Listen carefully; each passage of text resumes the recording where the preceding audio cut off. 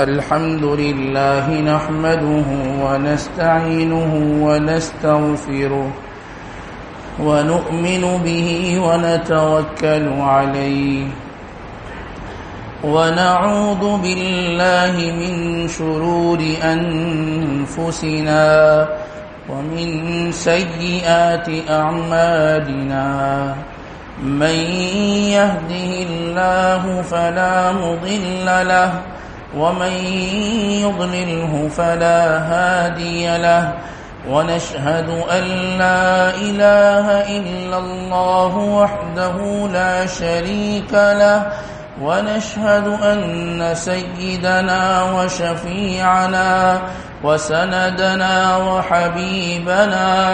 وحبيب ربنا ومولانا محمدا عبده ورسوله أما بعد فأعوذ بالله من الشيطان الرجيم بسم الله الرحمن الرحيم واعبدوا الله ولا تشركوا به شيئا وبالوالدين إحسانا وبذي القربى واليتامى والمساكين والجار ذي القربى والجار الجنب والصاحب بالجنب وابن السبيل وما ملكت أيمانكم إن الله لا يحب من كان مختالا فخورا وقال النبي صلى الله عليه وسلم الخلق عيال الله فأحب الخلق إلى الله من أحسن إلى عياله أو كما قال النبي صلى الله عليه وسلم يا رب صل وسلم دائما أبدا على حبيبك خير الخلق كلهم بارك الله لنا ولكم في القرآن العظيم ونفعنا وإياكم بالآيات والذكر الحكيم إنه تعالى جواد كريم قديم ملك بر رب رؤوف رحيم. انتہائی واجب الاحترام معزز سامعین گرامی، عزیز برادران اسلام، السلام علیکم ورحمۃ اللہ وبرکاتہ.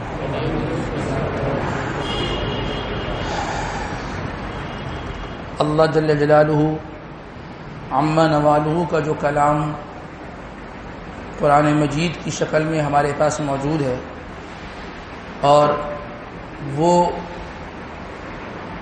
احادیث نبویہ جن کی نسبت جناب نبی کریم سرکار دو عالم صلی اللہ علیہ وسلم سے ہمیں جڑی ہوئی ملتی ہیں، اس کلام اللہ اور کلام رسول کی کوئی مثال ایسی نہیں ہے کہ ہمیں اس جیسا کلام اور کہیں بھی ملے. بے نظیر کلام ہیں اور بے نظیر یہ کلمات ہیں جو اللہ اور اللہ کے نبی سے ہمیں موصول ہوئے ہیں اور ہمیں ملے ہیں. ہم اگر اللہ تبارک و تعالیٰ کی کتاب کی طرف نگاہ کریں، محمد رسول اللہ صلی اللہ علیہ وسلم کے مبارک ارشادات کی طرف نگاہ کرتے ہیں، تو اللہ تبارک و تعالیٰ نے، آپ صلی اللہ علیہ وسلم نے بندوں کے حقوق کی ادائیگی کی بڑی فکر اور بڑی اس کی طرف توجہ دلائی کہ اپنے مسلمان بھائیوں کے حقوق کو ادا کرو. ذرا اس چیز کو سمجھیں. ہر مذہب میں، ہر کمیونٹی میں، ہر قوم میں، ہر شہر، ہر علاقے سے تعلق رکھنے والے لوگوں میں یہ چیز آپ کو ملے گی کہ وہ لوگوں کے حقوق کو ضرور بیان کریں. جسے اللہ پاک نے قرآن پاک کے اندر حقوق کو بیان کیا نا کہ اپنے گھر والوں کے، محلے والوں کے، پڑوسیوں کے، والدین کو حقوق کا ادا کرو. ایسے ہی آپ صلی اللہ علیہ وسلم کی کئی احادیث نبوی ہمیں ملتی ہیں جس میں ہمیں یہ بتایا ہے کہ لوگوں کے حقوق کو ادا کرو، اللہ کی مخلوق سے محبت کرو. ہمارا جو آج کا عنوان ہے نا، وہ عنوان بھی یہی ہے کہ خلق خدا سے محبت کریں، خلق خدا سے محبت کریں. تو یہ چیز ہر مذہب میں ہمیں ملے گی کہ لوگوں کے حقوق کی طرف توجہ دلائی گئی ہے. لیکن ایک فرق وہ ہمیں واضح نظر آئے گا. دنیا کے جتنے فلسفے ہیں نا، ان فلسفوں میں اور قرآن اور حدیث میں یہ جو حقوق کی بات ہوئی ہے، ایک واضح فرق یہ نظر آئے گا کہ اللہ تبارک و تعالی نے قرآن پاک کے اندر یا آپ صلی اللہ علیہ وسلم نے احادیث نبویہ کے اندر یہ جو حقوق کا بیان ہے یا حقوق کی طرف توجہ دلائی ہے، اس میں جو انداز اختیار فرمایا ہے وہ انداز یہ اختیار فرمایا ہے کہ اے لوگوں، تم پر فنا کا یہ حق ہے، اس کے حق کو ادا کرو. تم پر فنا کا یہ حق ہے، اس حق کو ادا کرو. یہ جو ہم نے آیت تلاوت کی ہے نا، اس میں بھی یہ ہے، والدین کے حقوق ہے، تمہارے پاس تمہارے پڑوسی کے حقوق ہے، تمہارے ساتھ بیٹھنے والے کے جو حقوق ہیں وہ ادا کرو. اسی طریقے سے اپنے مسافروں کے حقوق ادا کرو. تو کیا انداز ہے؟ تم نے حق کو ادا کرنا ہے. اور یہ جو دنیا میں جتنے فلسفے ہیں ان کا جو انداز ہے وہ یہ حق ہے، وہ یہ انداز ہے کہ جی تمہارا فلاں نے حق ادا کرنا ہے، تم نے فلاں سے اپنے حق کو وصول کرنا ہے، اب تمہارا فلاں پر یہ حق بنتا ہے، تم اس سے یہ حق وصول کرو اور اس سے یہ حق لو. اگر ہم تھوڑا سا فرض کر لیں کہ جو فلسفہ دنیا کے لوگوں نے بیان کیا ہے ہم اس کو تھوڑا سا رائج کر لیں، ہر آدمی اس چیز کے لیے کھڑا ہو جائے، اور یہ معاشرے میں یہ چیز نظر آتی ہے کہ جی آپ میرا حق دیں، آپ میرا حق دیں، آپ میرا حق دیں. ہر بندہ اپنا حق مانگنے کے لگ جائے. میں تمہارا باپ ہوں، مجھے میرا حق ادا کرو. میں بڑا بھائی ہوں، میرا حق ادا کرو. میں ماں ہوں، میرا حق ادا کرو. میں پڑوسی ہوں، آپ نے فلاں حق ادا کرنا ہے. اگر فرض کر لیں ہر بندہ حق کو مانگنے والا بن جائے تو کیا شکل صورت سامنے آئے گی. اور اگر وہ طریقہ اختیار کر لیں جو اللہ اور اللہ کے نبی نے طریقہ اختیار فرمایا ہے کہ تم نے حق ادا کرنا ہے، تم نے حق دینا ہے، تم پر فلاں کا حق لازم ہے، تم فلاں کے حق کو ادا کرو، تو کون سا معاشرہ سکون، اطمینان اور خیر والا معاشرہ ہوگا؟ یقیناً وہی معاشرہ ہوگا نا کہ جس میں آدمی حق کو ادا کرنے والا ہوگا. جی میں نے آپ کا فلاں حق ادا کرنا ہے، آپ میرے فلاں ہیں، میں نے آپ کے فلاں حق کو ادا کرنے کی کوشش کرنی ہے. اور ایک وہ معاشرہ ہے جو یہ کہے کہ جی آپ پر میرا فلاں حق ہے، آپ دو. آپ ایک مانگنے کا ہے، ایک ادا کرنے کا ہے. تو لہذا وہ جو طرز عمل ہے نا جو قرآن حدیث میں بیان ہوا ہے کہ لوگوں کے حقوق کو ادا کرو، جب ادا کرنے کی ہر بندے میں فکر ہوگی نا تو مانگنے کی ضرورت بھی محسوس نہیں ہوگی، مانگنے کی ضرورت بھی محسوس نہیں ہوگی. بخاری شریف کی روایت ہے، حضرت عبداللہ ابن عمر رضی اللہ عنہما اس حدیث کے راوی ہیں. اس حدیث مبارکہ کے اندر اللہ تبارک و تعالی نے، آپ صلی اللہ علیہ وسلم نے مسلمانوں کے چند حقوق بیان کیے. ان حقوق کو ذکر کر دیتے ہیں. پہلا حق تو یہ ذکر فرمایا کہ دیکھو المسلم اخو المسلم، مسلمان کا بھائی ہے، ایک دوسرے کے ساتھ بھائی ہونے کا حق ادا کرو، نمبر 1. دوسرا حق یہ بیان فرمایا کہ مسلمان پر ظلم نہیں کرتا، ایک دوسرے پر ظلم مت کرنا، دوسرا حق یہ ہے. تیسرا حق یہ ہے مسلمان کسی دوسرے مسلمان کو تنہا نہیں چھوڑتا کہ کوئی آدمی اس پر ظلم کرے. مسلمان کسی دوسرے مسلمان کو تنہا نہیں چھوڑتا کہ اس پر ظلم کیا جائے. ذرا تھوڑا سا مائنڈ میں رہے غزہ، تھوڑا سا فلسطین مائنڈ میں رہے کہ ہم نے تنہا تو نہیں چھوڑ دیا تھا کہ جتنا پیٹنا ہے پیٹ لو، جتنا ظلم کرنا ہے ظلم کر لو. تو تیسرا حق مسلمان کا مسلمان پہ یہ ذکر کیا کہ مسلمان کسی دوسرے مسلمان کو تنہا نہیں چھوڑتا کہ کوئی اس پر حملہ کرے اور اس پر ظلم کرے. یہ تیسرا حق. چوتھا حق جو ذکر فرمایا کہ اگر کوئی مسلمان کسی دوسرے مسلمان کی مشکل دور کرتا ہے، اللہ تبارک و تعالی قیامت والے دن اس کی مشکلات کو دور فرمائے. پانچواں حق یہ ذکر فرمایا کہ اگر کوئی مسلمان کسی دوسرے مسلمان کی حاجت کو پورا کرتا ہے، من کان فی حاجت اخیہ کان اللہ فی حاجتہ، تو اللہ اس کی ضرورت کو، اس کی حاجت کو پوری فرمائیں گے. اور چھٹا حق جو اس حدیث میں ذکر فرمایا کہ اگر کوئی آدمی کسی مسلمان کے عیوب پر پردہ ڈالتا ہے، اللہ قیامت والے دن اس کے عیوب پر پردہ ڈالیں گے. یہ حدیث ہے، سنی ہے، کئی مرتبہ بیان کی جاتی ہے، سن لیتے ہیں. ذرا اور سمجھنے کی کوشش کریں اس میں جو نقطہ بیان کرنا ہے. کیا فرمایا کہ کوئی مسلمان کسی مسلمان کی ضرورت کو پورا کرے گا تو اللہ اس کی ضرورت کو پورا کریں گے. کوئی مسلمان کسی مسلمان کے عیب پر پردہ ڈالے گا، اللہ قیامت والے دن اس کے عیوب پر پردہ ڈالیں گے. یعنی اگر تم اللہ کی مخلوق کے ساتھ خیر کا معاملہ کرو گے تو اللہ تم پر مہربان ہو جائے گا. یہ اللہ کا بندوں سے محبت دیکھیں، تعلق دیکھیں کہ تم میرے بندوں کے ساتھ اچھے ہو جاؤ، میں تمہارے ساتھ اچھا ہو جاؤں گا۔ اس کی بالکل مثال ایسے لینا، کوئی آدمی میرے والد کے ساتھ خیر خواہی کا معاملہ کرے تو میں اس آدمی کو برا بھلا کہوں گا، میں اس کے ساتھ بھی خیر خواہی کروں گا۔ مجھ سے لوگ پوچھیں کہ جی آپ کیوں ان کے ساتھ اتنے خیر خواہ ہو رہے ہیں، آپ کو ان کی اتنی کیوں فکر لگی ہے؟ میں کیا کہوں گا، نہیں، اس آدمی نے میرے والد کے ساتھ خیر خواہی کی، بھائی میرے لیے محسن ہے۔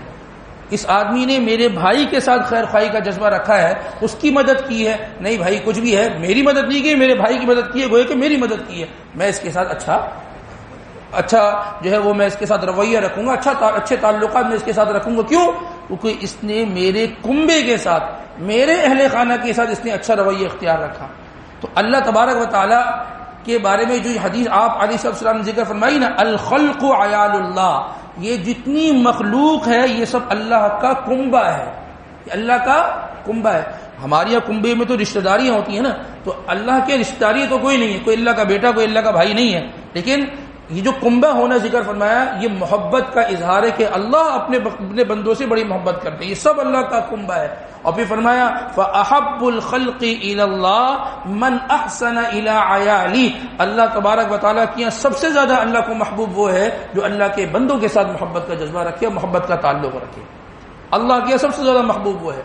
تو جتنی مخلوق ہے اللہ کے ہاں یہ اللہ کا یہ کنبہ ہے، تو جو اللہ کے کنبے کے ساتھ محبت رکھے گا اللہ اس کے ساتھ محبت رکھے گا۔ اس لیے فرمایا نا کہ کوئی مسلمان کسی دوسرے مسلمان کی ضرورت کو پورا کرے گا، اللہ اس کی ضرورت کو پورا کریں گے۔ کوئی مسلمان کسی مسلمان کی مشکل کو دور کرے گا، اللہ تبارک و تعالیٰ قیامت والے دن اس کی مشکلات کو دور فرمائیں گے۔ کوئی کسی کی عیب پہ پردہ رکھے گا، اللہ اس کے عیب پر قیامت والے دن پردہ ڈالیں گے۔ تو یہ اس لیے ذکر فرمایا کہ تم میرے بندوں کے ساتھ، میرے کنبے کے ساتھ خیر کا جذبہ رکھو، میں تمہارے ساتھ خیر کا جذبہ رکھوں گا۔ جیسے کہ ہم دنیا میں رکھتے ہیں کہ میرے گھر والوں کے ساتھ کوئی اچھا ہوگا میں اس کے ساتھ اچھا ہوں، اور پھر اگر کوئی میرے والد کے ساتھ بدتمیزی کرے گا میں اس کو چائے پلاؤں گا۔ میرے کیا جذبات ہوں گے؟ پھر کوئی میرے گھر کے کسی فرد کو اس کی پٹائی لگائے گا میں کیا کہوں گا؟ بہت اچھا کام کیا جی۔ ہمارا کیا رویہ ہوگا؟ یہی رویہ پھر اللہ تبارک و تعالیٰ کی طرف سے بھی ہوگا۔ کوئی اللہ کی مخلوق کے ساتھ ظلم کرے گا نا، پھر وہ اللہ کا کنبہ ہے، وہ اللہ کا کنبہ، الخلق عیال اللہ، پھر اللہ تبارک و تعالیٰ بھی اسے سکھ کا سانس لینا نہیں دیں گے۔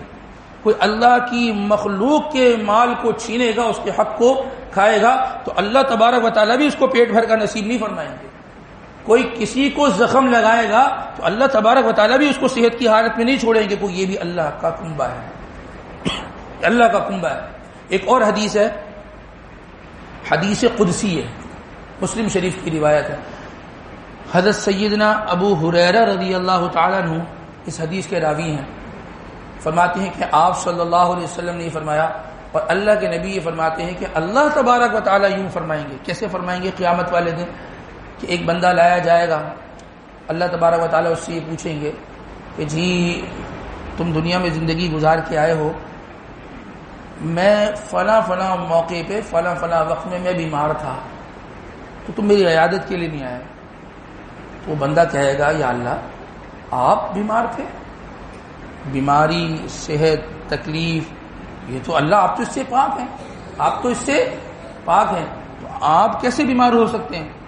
اللہ تبارک و تعالیٰ یہ فرمائیں گے کہ میرا فلاں بندہ فلاں مقام پر فلاں وقت میں بیمار تھا، اگر تو اس کی عیادت کے لیے جاتا، اگر تو اس سے ملنے کے لیے جاتا، اس کی صحت کی فکر کرتا اور اس کے ساتھ خیر خواہی کا جذبہ رکھتا، اس کے پاس جاتا تو مجھے وہاں پر پا لیتا۔ بیمار کون ہے؟ بندہ۔ اللہ بیماری کی نسبت کس کی طرف کر رہے ہیں؟ اپنی طرف، کہ بندہ بیمار نہیں تھا، میرا بندہ، میرا کنبہ بیمار تھا، گویا کہ میں بیمار تھا، تو وہاں جاتا اس بندے کے پاس تو مجھے وہاں پاتا۔ یہ تعلق دیکھیں اللہ کا، بندوں کے ساتھ تعلق دیکھیں۔ دوسری بات ذکر فرمائیں گے کہ فلاں وقت میں بھوکا تھا اور مجھے بھوک تھی تو تو نے مجھے کھانا نہیں کھلایا۔ وہ بندہ کہے گا یا اللہ، حدیث قدسی ہے، یا اللہ آپ کیسے بیمار ہو، آپ کیسے بھوکے ہو سکتے ہیں؟ آپ تو اس بھوک سے، ان عوارضات سے، ان کمزوریوں سے آپ تو پاک ہیں، آپ کو کیسے بھوک لگ سکتی ہے؟ اللہ تبارک و تعالیٰ فرمائیں گے کہ میرا فلاں بندہ فلاں جگہ پہ وہ آدمی بھوکا تھا اور وہ اس کو کھانے کی ضرورت تھی، اگر تو اس کو کھلاتا تو میری طرف سے اجر و ثواب پا لیتا۔ بھوکا کون ہے؟ بندہ ہے۔ نسبت اللہ کس کی طرف کرتے ہیں بھوک ہونے کی؟ اپنی طرف، کیونکہ میرے کنبے کا افرد، میرے کنبے کا آدمی وہ بھوکا تھا، اگر تو اس کو کھلاتا گویا کہ تو نے رب کو کھلایا، گویا کہ رب کو کھلایا۔ پھر فرمائیں گے کہ ایک بندہ میرا فلاں جگہ پر پیاسا تھا، اس کو شدت کے ساتھ پیاس لگی تھی اور تو نے اس کو سیراب نہیں کیا، تو نے اس کو مشروب نہیں پلایا، تو نے اس کو پینے کی کوئی چیز نہیں دی۔ یا اللہ، آپ کیسے پیاسے ہو سکتے ہیں؟ آپ کو وہ کیسے پیاس لگ سکتی ہے؟ آپ کیسے جو ہے وہ ان چیزوں، ان کمزوری کے ساتھ جڑے ہو سکتے ہیں؟ آپ تو ان کمزوریوں سے پاک ہیں، آپ تو کھانے پینے سے پاک ہیں۔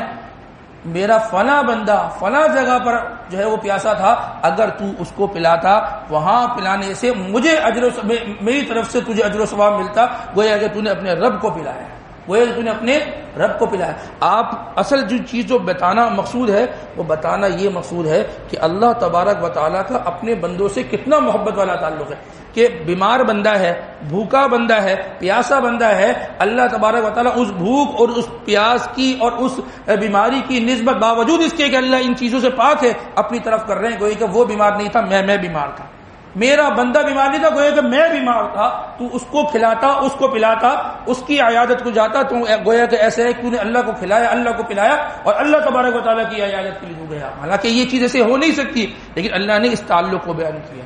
تو عزیز دوستوں، یہ جو روئے زمین پہ جتنی اسلام اور مسلمان ہیں، جتنے اسلام کو ماننے والے ہیں، یہ سب اللہ تبارک و تعالیٰ کا کنبہ ہے، یہ سب اللہ کا کنبہ ہے۔ جو آدمی کسی مسلمان کو کھلاتا ہے تو اللہ تبارک و تعالیٰ اس کو اپنے خزانوں سے کھلائیں گے۔ اور اس میں ایک اور چیز ہے، کتنا انسان کی عزت نفس کا خیال رکھا، عزت نفس کا۔ بھائی کوئی آدمی بھوکا ہے، کوئی آدمی کہنا کہ جی یہ بھوکا ہے، اب اس آدمی کی طرف اشارہ کر کے یہ کہا جائے گا تو اس کی تو جان بھی نکل جائے گی کہ میں ایک عزت دار آدمی ہوں، میری طرف بھوک ہونے کی نسبت میں ایک عزت دار آدمی ہوں، مجھے کہہ دیا یہ بھوکا پیاسا ہے۔ اللہ نے اپنی طرف نسبت کی کہ اس کی عزت نفس مجروح نہ ہو، مسلمان کی عزت نفس مجروح ہو، یہ اللہ تبارک و تعالیٰ کو پسند نہیں ہے۔ ایک موقع پر آپ صلی اللہ علیہ وسلم جو ہے وہ طواف فرما رہے ہیں اور بیت اللہ کی طرف آپ نے اشارہ کیا، آپ نے اس کو مخاطب کیا، فرمایا کہ تیری حرمت اور تیری شان اور تیرا رتبہ اور تیرا مقام، اس کی تو کیا ہی بات ہے، لیکن فرمایا کہ تجھ سے زیادہ حرمت والی چیز وہ ایک مسلمان کی عزت ہے، تجھ سے زیادہ حرمت والی چیز وہ ایک مسلمان کی جان ہے، اس کی عزت ہے کہ اس کی آبرو، اس کی حفاظت کی جائے، یہ تجھ سے زیادہ حرمت والی چیز ہے۔ لوگوں کے ساتھ نرمی والا معاملہ ہو، لوگوں کے ساتھ رحم دلی والا معاملہ ہو۔ ارحموا من فی الارض یرحمکم من فی السماء، جو شخص زمین والوں پر رحم کرتا ہے، آسمان والا اس پر رحم کرتا ہے، آسمان والا اس پر رحم فرماتا ہے۔ حدیث مبارکہ کے اندر آتا ہے، آپ صلی اللہ علیہ وسلم نے ارشاد فرمایا، واللہ فی عون العبد ما کان العبد فی عون اخیہ۔ وہ اللہ تبارک و تعالی جو اس پوری کائنات کو پیدا کرنے والا ہے، اس کا سلسلہ کیا ہوتا ہے؟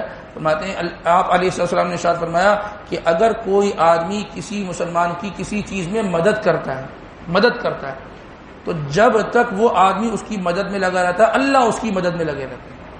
میں کسی چیز میں آپ کی مدد کروں، ممکن ہے کہ میں مدد نہ کر پاؤں، میں نے بڑی کوشش کی لیکن معاملات مجھ سے حل نہیں ہوتا ہے نا، آدمی کسی کے لیے کوئی کوشش کر رہا ہے، کوئی مدد میں لگا لیکن وہ ناکام ہو جاتا، نہیں ہوتا، لیکن جتنی دیر تک میں لگا رہوں گا اللہ میرے کام کو بناتے رہیں گے، میری مدد کرتے رہیں گے۔ میں تو ناکام ہو گیا، میں مدد کر رہا تھا، کوشش کر رہا تھا، میں ناکام ہو گیا، اللہ ناکام ہو سکتے؟ نعوذ باللہ من ذالک، نہیں ہو سکتے نا۔ تو میرا تو کام بن گیا نا، میں سامنے والے کے لیے مدد کر رہا تھا، اس کے لیے کوششیں کر رہا تھا، لیکن مجھ سے نہیں ہو پایا، میں فیل ہو گیا، لیکن اللہ جو لگے تھے، اللہ تو جو جس کام کو چاہے وہ کام نہ ہو ہی نہیں سکتا، میرا کام تو بن گیا۔ تو لہذا لوگوں کی مدد کرنا، لوگوں کے ساتھ خیر خواہی کا جذبہ رکھنا، جس کا بڑا فقدان ہے۔ ایک روڈ پہ کوئی آدمی گرا ہوا ہو نا، تو سامنے سے لوگ اتنی تیزی سے گزر جاتے ہیں جیسے کہ کچھ ہوا ہی نہیں ہے، اس کو لوگوں کے سامنے بعد میں بیان کیا جائے گا جب فلاں جگہ سے آ رہا تھا، اس طریقے سے ایکسیڈنٹ ہوا، آدمی ایسا گرا ہوا تھا، تم نے کیا کیا؟ تمہاری خاندان کے لوگ ہیں جی، ہوتے ہیں خاندان میں بعض بڑے کمزور قسم کے لوگ ہوتے ہیں جن کے پاس اس زمانے میں، اس مہنگائی کے زمانے میں کھانے پینے کے لیے نہیں ہوتا. ہمارے لیے بڑا سوالیہ نشان ہے، بڑا سوالیہ نشان ہے کہ ہم ان کے لیے کیا کرتے ہیں. یہ جو رمضان کی ترتیب ہے نا کہ جی ہم رمضان میں ادا کرتے ہیں زیادہ ثواب ملے گا، اور رمضان سے پہلے اگر وہ مر گیا، رمضان سے پہلے وہ اپنے مرض کے اندر مر گیا تو پھر اس کا سوال کس سے ہوگا؟ اگر ہم نے رمضان کا انتظار کر دیا اپنے ثواب کے لیے، اللہ تبارک و تعالیٰ کو نہیں پتا کہ یہ آدمی کس نیت سے خرچ کر رہا ہے، تو انشاءاللہ ممکن ہے اللہ اور بڑھ کر ثواب عطا فرما دے. اس بات کی کوشش کریں کہ جو خاندان میں بعض بیوائیں ہوتی ہیں، بعض بیچارے یتیم ہوتے ہیں، یہ تو اللہ کا فیصلہ ہے، کسی کا شوہر چلا گیا، کسی کا باپ چلا گیا، کوئی یتیم ہو گیا، کوئی بیوہ ہو گئی، اس کی مدد کریں، ماہانہ بنیادوں پہ مدد کریں، ماہانہ بنیادوں پہ مدد کریں. بہت اچھا ہے انسان مسجد مدرسوں کو دے، انسان اور مسافروں کو دے، لیکن سگی بہن وہ بیوہ ہوئی بیٹھی ہے، اس کی فکر نہیں ہے نا، پھر آدمی ظالم ہے، آدمی ظلم کرنے والا ہے، پھر یہ آدمی اچھا نہیں ہے، یہ آدمی خیر خواہ نہیں ہے.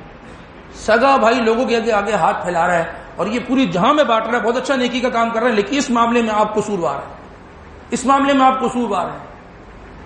تھوڑی خاندان میں نا نگاہ کھول کے رکھے، آدمی نگاہ کھول کر رکھے، ذرا تھوڑا احوال لے لیا کرے. وہ زمانہ ہی ختم ہو گیا کہ کسی کے گھر میں جایا جاتا تھا کہ جی آج چھٹی کے دن ہم آپ کے گھر پہ ہیں. اب چھٹی سونے کے لیے ہوتی ہے، پورے ہفتے کی تھکاوٹ اتارنے کے لیے ہوتی ہے.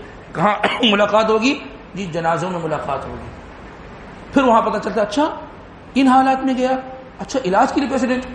مجھے اگر پتا ہوتا، آپ پتہ کر لیتے نا، آپ کو کس نے روکا تھا؟ آپ کے پاس ٹائم ہی نہیں تھا، آپ اتنے مصروف تھے کہ آپ کے پاس ٹائم ہی نہیں ہوتا ہے.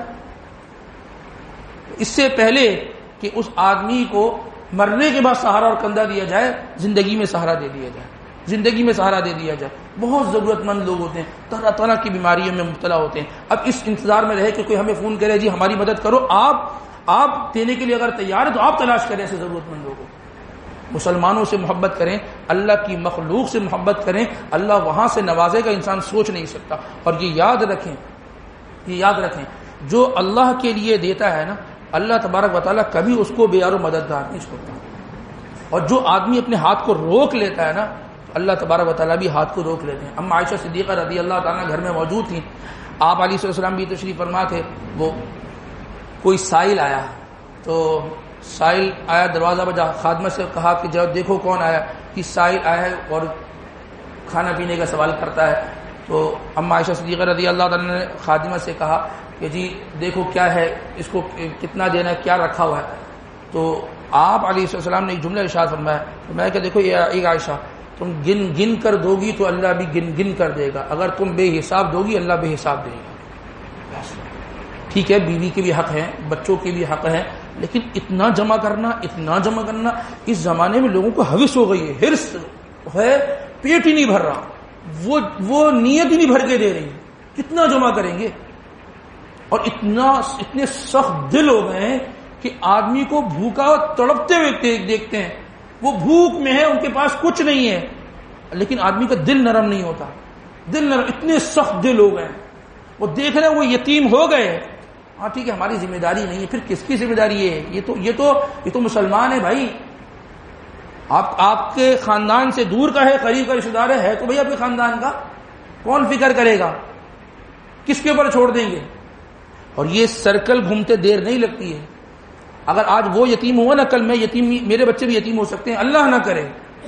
اللہ سب کی اولادوں پر ان کے والدین کے سائے کو تادیر ایمان اور صحت کی سلامتی کے ساتھ قائم و دائم رکھے. لیکن نظام تو چل سکتا ہے نا. انسان بھی بڑا عجیب ہے، کسی دوسرے کو تکلیف میں دیکھتا ہے نا تو وہ یہ سمجھتا ہے کہ یہ تکلیف صرف اسی کے لیے ہے، یہ تکلیف اس کے لیے. بھائی یہ تکلیف تم پہ بھی آ سکتی تھی، آ سکتی ہے. تیاری کر لو، انتظار کرو کہ ایسا نہ ہو کہ تم اس حال میں آ جاؤ. الصدقۃ ترد البلا، صدقہ بلاؤں کو ٹال دیتا ہے. لیکن آدمی کو صدقہ یاد ہی جب آتا ہے جب بلا آ چکی ہوتی ہے. اب اسپتال میں لیٹ گئے، اب بکرا بھی صدقہ ہوگا، اب پیسے بھی صدقہ ہوں گے، اب تو آ گئی ہے نا، اب تو بلا آ چکی ہے. تو بلاؤں سے اپنے آپ کو بچانے کے لیے یہ صدقہ دیتے رہیں. اللہ کی راہ میں صدقہ ہو، غریبوں کو، رشتہ دار سب سے مقدم ہے. خاندان والے یہ سب سے مقدم ہے، ان کے پیٹ کو بھرنا یہ سب سے زیادہ مقدم ہے، سگی بہن کو سگے بھائی کو کھلانا یہ سب سے زیادہ مقدم ہے۔ صرف زکوٰۃ ہی دینی ہے؟ زکوٰۃ کے علاوہ بھی صدقات ہوتے ہیں نا، خیرات ہوتی ہے نا۔ زکوٰۃ چونکہ میرا اتنی زکوٰۃ بنتی میں نے دے دی، نہیں بھائی وہ تو فرض ہے، وہ تو دینا ہے، اس کے علاوہ بھی تو حساب کتاب رکھو نا۔ انسان اس امید میں نہیں رہتا کہ جی میری مہینے کی تنخواہ مثال کے طور پہ 50,000 ہے کہ کہیں سے 10-20 ہزار اور آ جائیں، جی ہوتا ہے نا، کوئی اوپر سے بھی آ جائے، تو زکوٰۃ فکس اماؤنٹ ہے، تو اس سے اوپر کچھ دینے کی ترتیب بھی تو بناؤ۔ لینے کے لیے تو اوپر تیار ہے، دینے کے لیے فکس اماؤنٹ ہے، جی زکوٰۃ اتنی بنتی اتنی ہی دوں گا، اس سے 1 روپیہ اوپر نہیں دوں گا۔ تو جب گن کر دو گے نا تو گن کر ہی ملے گا، اور اگر دیتے رہو گے نا تو ٹھیک ہے یہ میری زکوٰۃ ہے، اس کا حساب ہو گیا۔ زکوٰۃ کا حساب لگانا ضروری ہے۔ 50,000 زکوٰۃ بنتی تھی، 50,000 دے دی، چلو جی ابھی آ رہے ہیں مستحق ہے، ضرورت مند ہے، چلو جی دیتے رہو۔ اللہ تبارک و تعالیٰ اتنا دے گا کہ انسان حساب نہیں لگا سکتا، اور جب روکو گے تو پھر رک جائے گا، پھر ایسا رکے گا انسان پریشان ہو جائے گا، یہ کہے گا کہ جی حالات پہلے تو بہت اچھے تھے، اب پتہ نہیں کیا ہو گیا۔ اب جس چیز میں ہاتھ ڈالتے ہیں وہ چیز تباہ ہو جاتی ہے۔ ہم تو پہلے تو مٹی میں ہاتھ ڈالتے تھے وہ سونا بن جاتا ہے، اب سونے پہ ہاتھ ڈالنے وہ مٹی بن رہی ہے۔ اللہ تبارک و تعالی ہمیں لوگوں کے حقوق کی فکر اور اس کی ادائیگی کرنے کی توفیق نصیب فرمائے۔ وآخر دعوانا الحمدللہ رب العالمین۔